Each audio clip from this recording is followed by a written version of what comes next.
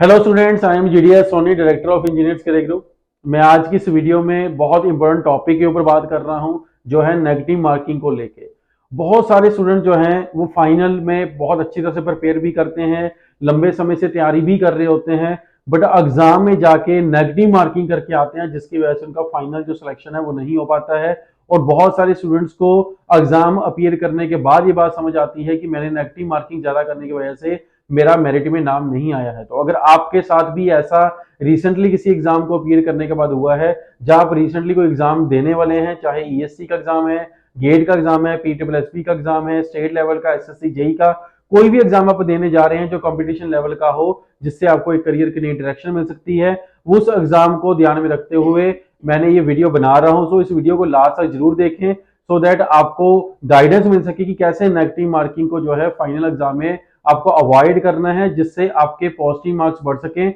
और अपना नाम आप फाइनल मेरिट लिस्ट में जो है वो देख सकें।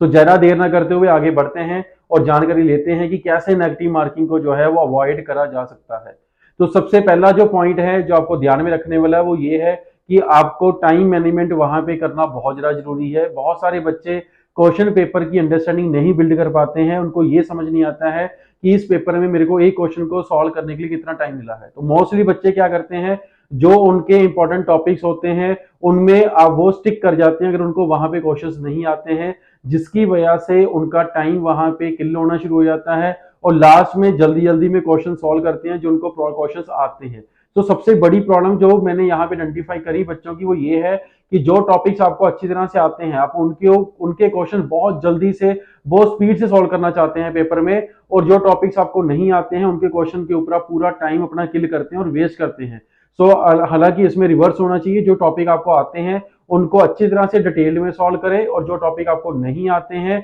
उनको आप वहां पे अवॉइड करें, उनको आप छोड़ के आगे बढ़ें। चाहे आपका कोई फेवरेट टॉपिक है जिसमें से आपने बहुत मेहनत करी है, बट इस टाइम पे एग्जाम में वो टॉपिक, जब वो क्वेश्चन आपसे नहीं हो रहा था, आप उसको छोड़ के आगे बढ़ जाए। और इसके बाद जो सेकंड जो पॉइंट है, सबसे जो बड़ी मिस्टेक बच्चे करते हैं वो ये है ओवर अटेम्प्टिंग। आप कहीं ना कहीं ओवर अटेम्प्टिंग करते हैं, जिसकी वजह से नेगेटिव मार्किंग आपकी होती है और आपके जो पॉजिटिव मार्क्स हैं वो भी माइनस में जाते हैं और मेरिट में आपका नाम नहीं आ पाता है। तो ओवर अटेम्प्टिंग को कैसे आप रोक सकते हैं? ओवर अटेम्प्टिंग के लिए सबसे पहले आपने ये आइडेंटिफाई करना है क्वेश्चन को पढ़ के कि मेरे को ये क्वेश्चन आता है कि नहीं आता है। जैसे मैंने फर्स्ट पॉइंट में आपको बताया कि जो क्वेश्चन आपको आते हैं, जो आपको लगता है कि ये क्वेश्चन मेरे को आता है, उसके ऊपर टाइम स्पेंड करें, उस क्वेश्चन को सही ढंग से अटेम्प्ट करें, सो दैट उसका जो भी आंसर आए वो करेक्ट आंसर हो, और उसको आप जब मार्क करें तो उससे आपको पॉजिटिव नंबर जो है वो मिलने स्टार्ट करें। सो पहले दो पॉइंट जो है, इससे आगे बढ़ते हैं। थर्ड जो पॉइंट है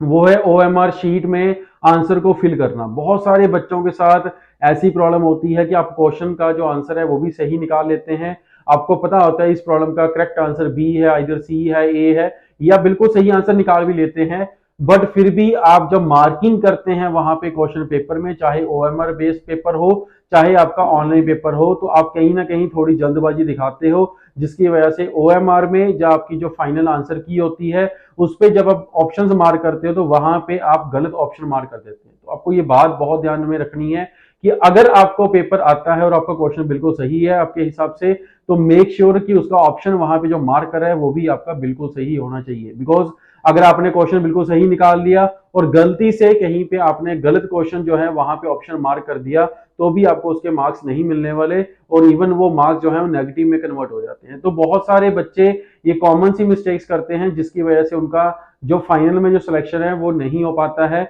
और सबसे इंपॉर्टेंट जो मैं आपको टेक्निकल के जो स्टूडेंट्स अगर मेरी वीडियो देख रहे हैं, तो मैं आपको समझाना चाहूंगा कि आपको एसआई यूनिट्स के ऊपर और यूनिट्स एंड डायमेंशंस के ऊपर बहुत ज्यादा ध्यान में रखना होता है। बिकॉज आप में से बहुत सारे स्टूडेंट्स ये आइडेंटिफाई नहीं कर पाते हैं कि मेरे को जो क्वेश्चन है उसमें आंसर जो है सीजीएस में इनपुट करना है, एसआई में पुट करना है। बहुत सारे बच्चों में एक साथ ऐसी प्रॉब्लम होती है कि पूरा क्वेश्चन जो है वो मीटर में चल रहा है और आंसर लास्ट में जाके आपको किलोमीटर में जो एंटर करना था, या किलोमीटर में प्रॉब्लम चल रही थी, आंसर मीटर में वहां पे चाहिए था। आपको मल्टीप्लाई बाय 1000, डिवाइड बाय 1000, या मल्टीप्लाई बाय 10, या डिवाइड बाय 10, और इधर आपको स्क्वायर रूट करना था। बहुत सारी ऐसे टॉपिक होते हैं जहां भी आपको वेलोसिटी निकालनी है तो उसका स्क्वायर रूट जो है वो करना पड़ता है। तो ऐसी सिली मिस्टेक्स होती हैं जिनकी वजह से आपकी जो गलतियां बढ़ती हैं, जिसकी वजह से आपके नेगेटिव मार्क बढ़ते हैं, और जब आप फाइनल पेपर दे के बाहर आते हैं उसके बाद दोबारा से आंसर की चेक करते हैं, अपना क्वेश्चन पेपर चेक करते हैं, तो आपको फील होता है कि ये बहुत ज़्यादा सिली मिस्टेक्स थी जो मैंने वहाँ पे करी,